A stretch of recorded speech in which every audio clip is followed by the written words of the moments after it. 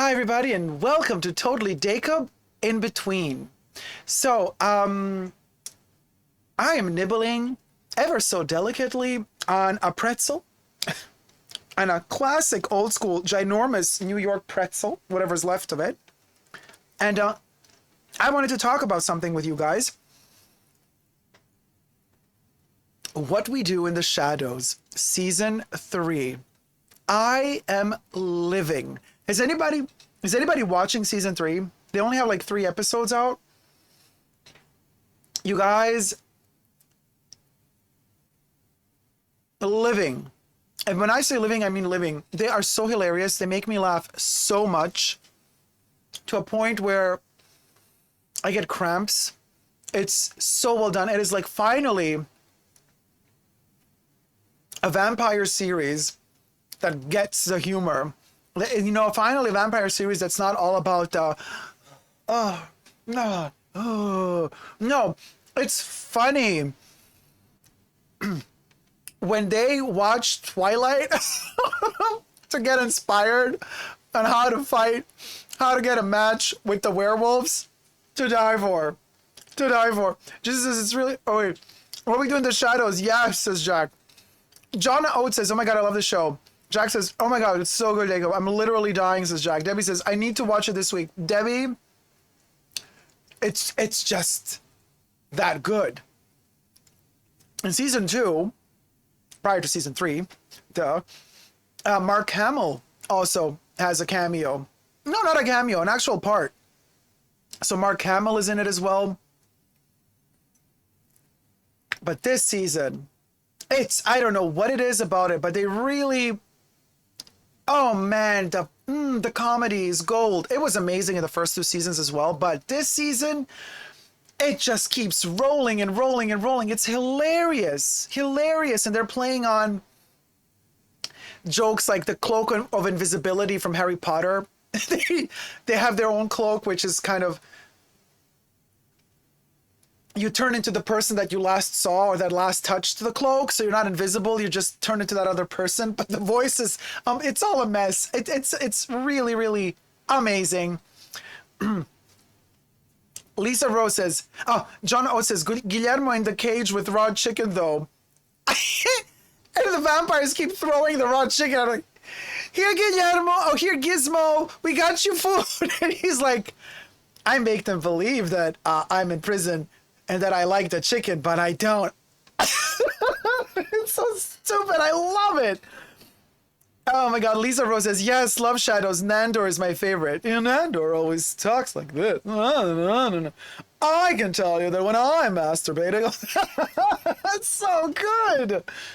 Oh man. Oh, Nadia, Lisa. Nadia is amazing. And Nadia's doll, the possessed doll, whoever came up with the idea of the possessed Nadia doll and how the Nadia talks to her doll, and it's the same, oh my God, it's gold. It's gold. In the first episode, when they're like, let's kill Guillermo. And Nadia is like, yeah, we have to think about it. And then the doll Nadia, kill him. So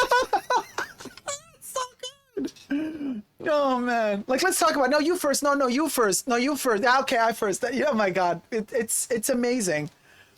Oh, Jack says it's been renewed for a 4th season. Yeah, I mean it's gold. How can you not renew it for a 4th season immediately? It's just that good.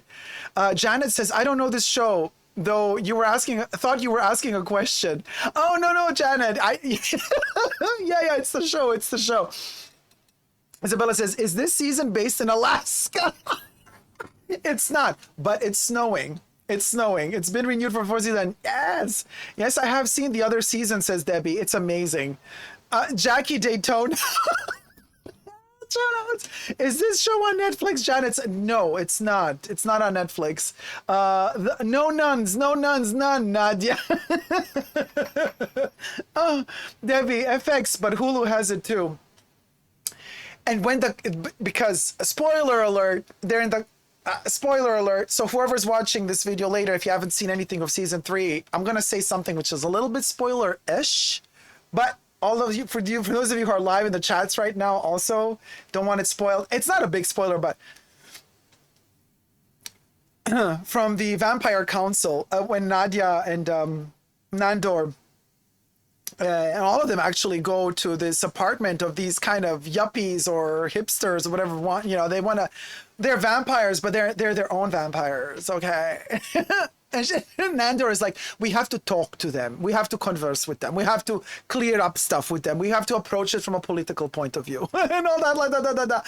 And Nadia's like, oh, Nandor, always talking. And the whole episode, they're trying to negotiate, never works because the young vampires are like, we ain't doing that shit. We're doing what we want to do. You ain't doing nothing. And Nadia's like, okay. Nadia's like, oh, let's go back to the offices and think about this. And she's like, yeah, sure. Boom, it kills the guy. He's like, I'm done talking. Oh man, she's just like me. Jesus says, I wish I was a TV person. I mean, this show is worth watching. It's just that good. It's just that good, you guys. I'm going to rewatch from the start again this weekend, says Jack. Yeah, it's also, good point, one of those shows that you just, it's like the Golden Girls. You can rewatch it over and over and over again because there's nothing about it is heavy, even though they do through the comedy touch base on some important topics, but it never feels like, oh, it's a sermon. Oh, gosh. Yeah. Like for me, American Horror Story, a very difficult time rewatching it, like especially like Asylum, such a painful season to watch. It's just like, no. Ugh. And then The Hotel, because, well, anyway, whole other can of worms. But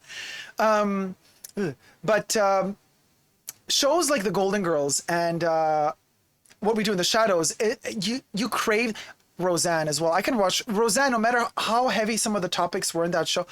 I can always rewatch Roseanne. What We Do in the Shadows is one of those shows. It's so refreshing. It invigorates you. It gives you energy, just like Absolutely Fabulous. I could watch Ab Fab all the time as well. Let Them Eat Cake, also with Jennifer Saunders and Dawn French. Jennifer Saunders and Dawn French, yeah. They only did one season, the only 6 episodes of Let Them Eat Cake. Love that show to bits. And What We Do in the Shadows, I can rewatch it over and over again. It's the length of every episode is, it's around 20, 25 minutes. It's short, but so sweet, trimmed to perfection. Nothing is too much. Every episode is exactly what it has to be. And it always ends and it leaves you craving for more. What more do you want from a show? And it's just that good. It's my type of humor, really. Candy Fluff says, What We Do in the Shadows is amazing. The Baron's Night Out season 1, says Lisa Rose. Gwenly says, I saw the film but have not seen the TV series yet. It's amazing. Oh my god, I have to be in the mood for American Horror Story, but Coven though, I loved Coven. Yeah. Coven is a thing of its own. Coven is so, and I also love 1984, or what did they call the one before this one? I really loved it. It was a good old Camp Crystal Lake type of Jason Voorhees slasher movie. Always living for those. I love Jason Voorhees. So Friday the 13th inspired. That one was really good. I'm really enjoying the newest one with the romantic type of vampires that sing karaoke that are not really vampires. Like, that's kind of cool is for me, But What We Do in the Shadows has elevated the vampire narrative to a whole other level of fun, but also depth, because it allows you to see vampires also from, sure, they need to eat blood to survive, but there's a comedy to it, the lightheartedness that turns everything into, it's just amazing.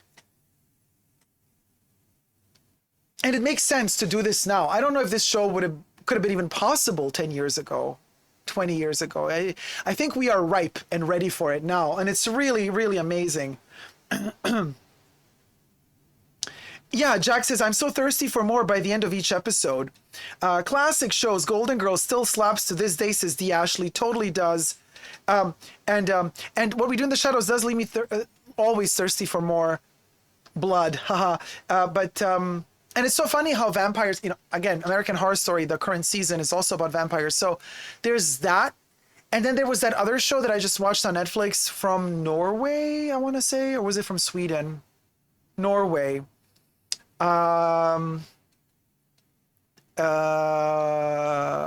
Post-mortem nobody ever dies in, and then a city, some weird named city in Norway. I think it was in Norway. Also about, well, we don't know because season 1 doesn't explain. They've been renewed for season 2, but they don't explain like what is it? Are they vampires or not? Are they zombies? What are they? But also a very interesting vampire-esque based show that's also current. Apparently they're negotiating for Twilight to continue for a next movie, but apparently, allegedly, Robert Pattinson wants all the money, and they're like, girl, fly the F down, Batman. Funny how a vampire was actually also Batman. But yeah, so there's that. I would love for them to redo True Blood, but I just didn't like the last seasons.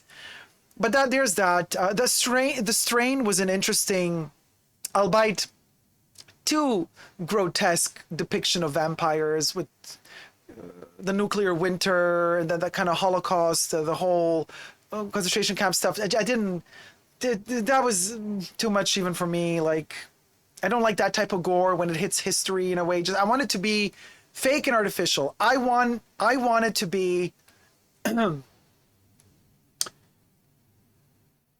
don't want reality to flow into my vampire story. You know what I mean? I don't need historical events like the Second World War and the camps and all that to flow into a modern day. I don't want it. I know it's very real and we got to be careful as human beings to not repeat history. I get it, but like, the Strain, I loved watching it, but when it got to those, and in fact, they toned it down by the end. They did not actually show scenes inside of the camps, and I was like, at least spare me that for, but too much.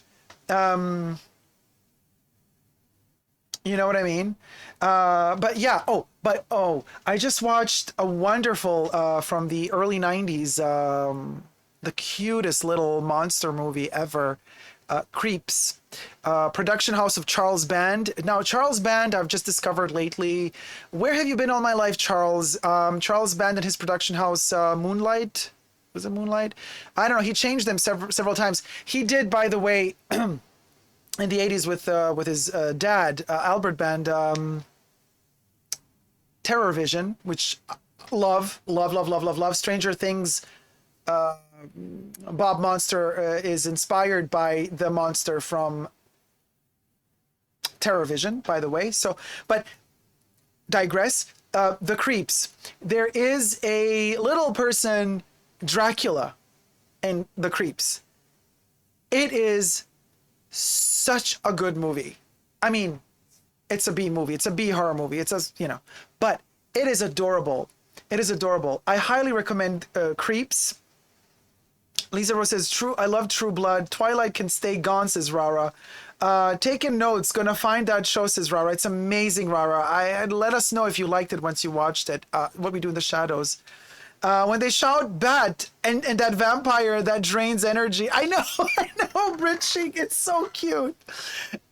Postmortem, no one dies in Scarness. Yes, in Scarness. Yes, Jack, that's the show. I loved it. I really enjoyed it, I gotta say. Now, going back to Creeps, early 90s movie. You should watch it, guys. Low budget, but the gist of the story is that, I don't want to spoil it for anybody.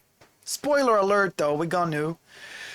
There's this creepy dude who has this vision of, he's been, bullied his whole life, and he's kind of on the spectrum, but back in the 90s, they didn't call it the spectrum, but he the way he behaves on camera, it seems like he's a little bit, Anyway, he's a scientist, a mad scientist sort of guy, and he steals books, first editions or manuscripts, actually not first editions, he steals manuscripts from libraries that own the original manuscripts of the monster books. So we see at the beginning of the movie, he steals the Dracula book, Bram Stoker's manuscript of Dracula. Then he steals Frankenstein, Mary Shelley. So he stole these books, and he's creating this, he has this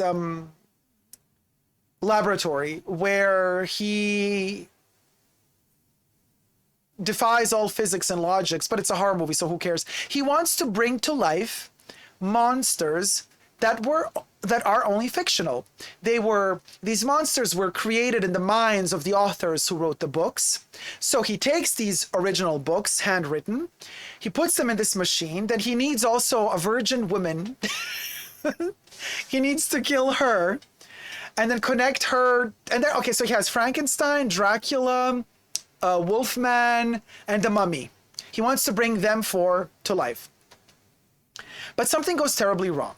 So the woman that he hunts down to utilize as sacrifice to create these monsters, she escapes before this procedure ends. So, in fact, the process isn't over. This whole transformation hasn't happened yet fully, because she left before they could drain out all her energy and use that energy to create these monsters. So this process, this experiment is only halfway done. But since she left, the machine stops working and the doors open, and out of these doors come out these little people. And so, because the process hasn't been fully completed, they haven't grown fully. So you got little people as Dracula, the Mummy, Frankenstein, and the Wolfman. And they are adorable, but also super scary. But they're adorable, but they're scary. But the guy who acts Dracula, he's in a lot of Charles Band movies, and he was also in Ghoulies 2, another great movie, also done with Albert and Charles Band, by the way. Ghoulies 2 is amazing. It's a wonderful movie, a horror movie. Anyway, so the same dude who was a little person in, I don't forgot his name, I'm so sorry, but he's in Ghoulies 2. He's also in Creeps, and he's Dracula. Girl, let me tell you, he took his role seriously, because, and in interviews he said, you know, when was I ever going to be given a chance as a little person to be Count Dracula? So you best believe I took it seriously. He was amazing. He was scary, bloodshot, red eyes, a poet. This little tiny Dracula is standing in front of you,